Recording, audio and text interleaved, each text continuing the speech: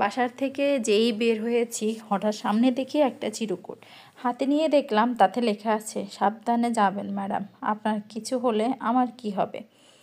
আশেপাশে তাকিয়ে দেখলাম কিছু আগন্তুক মানুষ এবং কুকুর ছাড়া সন্দেহজনক তেমন কিছু নেই।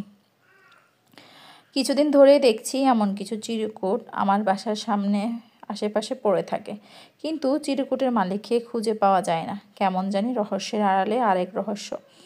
শুধু রহস্যের আড়াল ভেদ করার অদম্য চেষ্টায় আছি।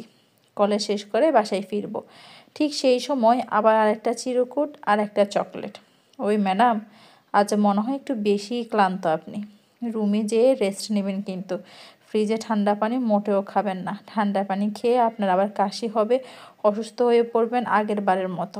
আর আজকে একটু ছাদে আসবেন, আপনাকে খুব দেখতে ইচ্ছে করছে। নীল রঙের জামাটা পরে আসবেন, ওটাতে আপনাকে পুরো আসমানের নীলপরীর মতো লাগে। আমি মনে মনে এবার কি উটকো ঝামেলায় পড়লাম। যাই হোক, মানুষটা আমার অনেক খেয়াল রাখে, তার জন্য একটু আবদার পূরণ করাই যায়। বাসায় ঢুকতে মা বলল, জান্নাত যা ফ্রেশ হয়ে আয়, তোকে খেতে দিই। খাবার টেবিলের উপরে রেখেছি, একা খাবি নাকি খাইয়ে দিব আমি? আমি বললাম, মা তুমিই খাইয়ে দাও।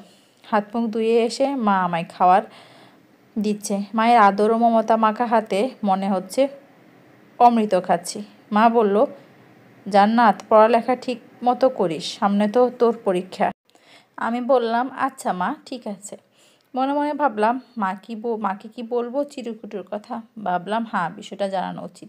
মা বাবা আমাদের পরম বন্ধু, আমাদের সব বিষয়ে তাদের জানানোর অধিকার আমার আছে। মাকে জানালাম, কিন্তু ছাদে যাওয়া বিষয়টা একটু লুকিয়ে রাখলাম লজ্জার কারণে। মা বলল বাবাকে বিষয়টা জানাবে, আর সাবধানে থাকতে বলল, দিনকাল ভালো না। আসরে নামাজ শেষে বই পড়তেছিলাম, তখন মনে পড়লো সেই চিরকুটের কথা। নীল রঙের জামাটা পরে ছাদে দাঁড়িয়ে আছি, আকাশ ভরা সাদা শুভ্র মেঘের আনাগোনা।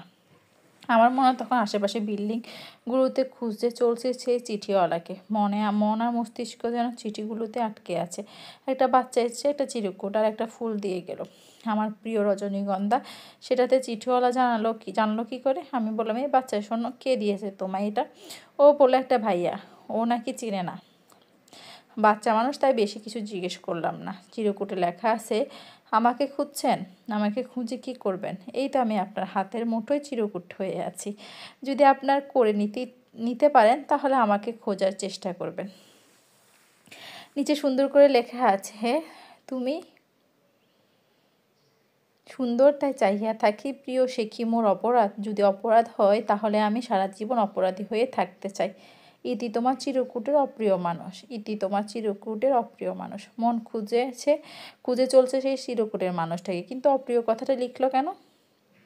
সে যদি জানতো সে সত্যিই আমার অপ্রিয় মানুষ নয়, চিরকুটের উত্তর কোনো ঠিকানায় পাঠাবে? এসব আলতু পালতু চিন্তা মাথায় ঘুরছে। ছাদ থেকে নিচে নামার সময় দেখলাম আবার সে চিরকুট। এবার লেখা আছে, সাবধানে নামবেন, সামনের সিঁড়িতে কিছু কাঁচের টুকরো আছে। নামার সময় দেখলাম কোনো কাঁচের টুকরো নেই, কিন্তু একটা চিঠি।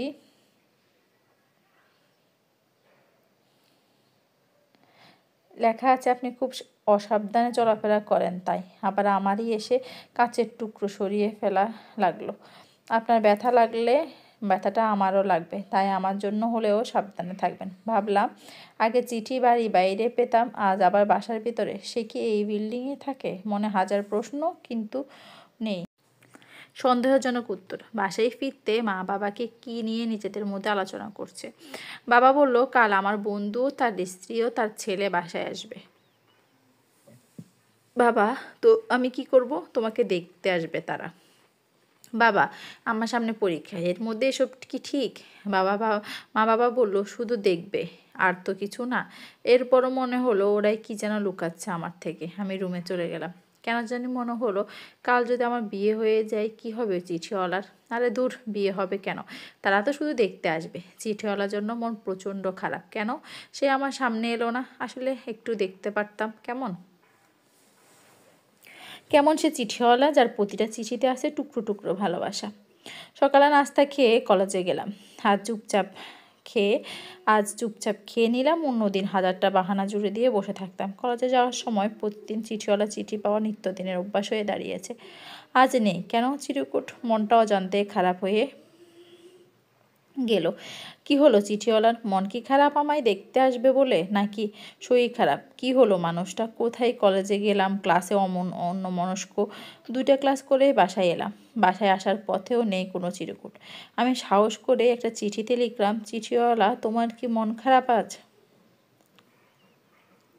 আমি চিঠি লিখি নাই যে, আমার চিঠিও লিখে নাই যে, রেখে গেলাম রাস্তার পাশে। যদি চিঠিওয়ালা পেয়ে যায়। বাসা আসার সময় দেখলাম রান্নাবান্না বিশাল আয়োজন করছে মা। মাকে বললাম, এত আয়োজন কিসের? আরে মেহমান আসবে, রান্নাবান্না তো করাই লাগবে। আমাকে বলা হলো রেডি হতে। একটু পর মা এলো শাড়ি নিয়ে। আমি বললাম, শাড়ি দিয়ে কি হবে? তুই পরবি, তোকে অনেক সুন্দর লাগবে। আমি না বলা সত্ত্বেও মায়ের জোরাজুরিতে পরা লাগবে। দেখলাম মেহমানেরা বাসায় এসে গেছে। বাবা মার সাথে কথা বলছে বসার ঘরে। সেই ছেলে, লম্বা শ্যামলা দেহের, গরম পাঞ্জাবি পরা, মনে হয় যেন বিয়ে করতে এসেছে। বাবা মাকে বলল, যাও জান্নাতকে নিয়ে এসো। অনিচ্ছা সত্ত্বেও সামনে গেলাম, সালাম দিলাম। আমার নাম, কিসে পড়ি, শাড়ি কে পরিয়ে দিয়েছে, এসব প্রশ্ন করছে ছেলের মা। ছেলেটা আমার দিকে সরাসরি না তাকালেও আড়ে আড়ে একটু হলেও দেখছে, সেটা আমি ভালোভাবেই বুঝতে পারছি। অবশ্যই ঠিকঠাক ছিল, কিন্তু একটা অপ্রত্যাশিত ঘটনা কাজী সাহেবকে দেখে যেন আমার মাথায় পুরো আকাশটা ভেঙে পড়ল।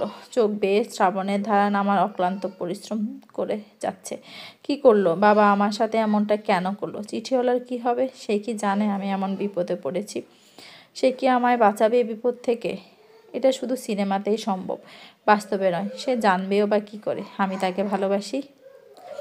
কাজে বিয়ে পড়ানো শুরু করেছে। এখন আমি কি করব? নিজের মনের কথা শুনবো নাকি বাবা মা সম্মানের কথা? সবটাই কি মেনে নেওয়া লাগবে? এই অপ্রিয় মানুষটার সাথে কি সারা জীবন কাটানো লাগবে? শেষ পর্যন্ত কবুল বলে সবটা মেনে নেওয়া লাগলো। কানার বাদ না মানে না আজ। বাবা মা কেন করলো আমার সাথে এমন? পর করে দিল আমায়, আমার মতামতও নিল না একবারও। চিঠিওয়ালা কই তুমি? চিঠিওয়ালাকে কি লিখবে আমায় আর চিঠি? সে কি জানে আমি অন্যের বউ হয়ে গিয়েছি? সবাই খাওয়া দাওয়া করে নিল, কাউকে দাওয়া দাওয়া দেওয়া হয়নি। বিষয়টা যদি আমি জানতে পারি, বিয়েটা যদি না করি, হয়তো এই জন্য কাউকে দাওয়াত দেওয়া হয়নি। আজকে এই লোকটাকে আমি আমার সাথে থাকবে, লোকটার নামও জানি না, কি করে থাকবে তার সাথে। বাথরুমে যাওয়ার কথা বলে একটা ছুরি নিয়ে লুকিয়ে রেখেছি, যদি জোর করে তাহলে ছুরির ব্যবহার করব। আমাকে আমার রুমে নিয়ে গেল, সাজানো বিছানা ফুলে। দেখতে সুন্দর হলেও কেমন জানি জঘন্য লাগছে সবকিছু।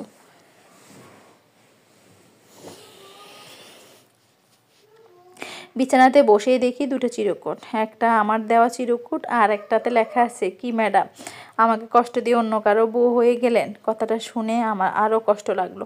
আমি তো সত্যি বিয়েটা করতে চাইনি। চিঠিওয়ালা কি ভুল বুঝলো আমায়?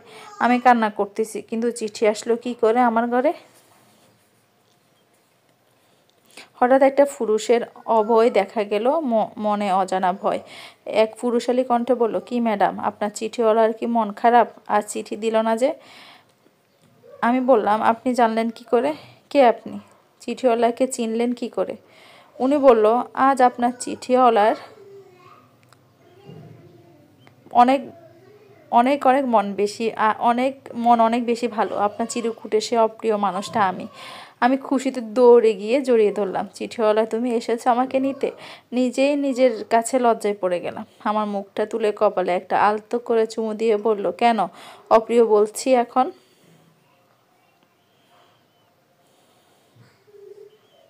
বুঝছেন তো ম্যাডাম? সমাপ্ত। ভুল ত্রুটি ক্ষমার দৃষ্টিতে দেখবেন। আর এই ছোট্ট গল্পটি আপনাদের কেমন লেগেছে প্লিজ কমেন্ট করে জানাবেন। যদি বিন্দুমাত্র ভালো লাগে থাকে, please like, share and subscribe my channel.